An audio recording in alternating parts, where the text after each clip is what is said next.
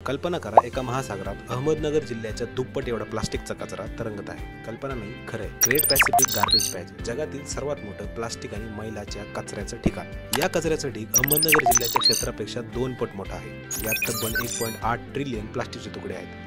Ocean cleanup या कंपनीने आजपर्यंत 30 लाख किलो म्हणजे 30,000 टन समुद्रातील कचरा साफ केला आहे. फक्त 2024 मध्येच एक मोठा टप्पा यांनी गाठला. 11.5 लाख किलो कचरा यांनी गोळा केला. त्यांची सिस्टीम 03 जगातील सर्वात मोठी कचरा गोळा करणारी यंत्रणा, जी फुटबॉल मैदानाच्या आकाराची आहे, दर 5 सेकंदांना सुमारे 2 किलो प्लास्टिकचा कचरा गोळा करते. 16 हायटेक कॅमेरे समुद्रातील जीवांचं रक्षण करतात. 40+ कर्मचारी आणि शेकडो तासांची मेहनत या ठिकाणी लागते. आणि गोळा केलेला कचरा वेगळा केला जातो, रिसायकल केला जातो आणि आपल्याला माहित असणाऱ्या गाड्यांपैकी म्हणजे किया गाड्यांमध्ये हे प्लास्टिक वापरलं जातं. ओशन क्लीनअप या कंपनीने आता जगभरातील 1000 नद्या स्वच्छ करण्यासाठी इंटरसेप्टर या मशीनचा वापर करायला सुरुवात केली आहे. कारण 80% प्लास्टिक नद्यांमधून थेट समुद्रात जाते आणि याला कारणीभूत सुद्धा आपणच आहोत. मग आपण याच्यासाठी काय करू शकतो? वापरलेले प्लास्टिक रिसायकल करा आणि पर्यावरणाविषयी जागरूकता पसरवा. आणि म्हणूनच हा व्हिडिओ तुम्ही तुमच्या मित्रांपर्यंत तर शेअर करायलाच पाहिजे, पण सोबत विषयांतरला सबस्क्राईब सुद्धा करायला पाहिजे.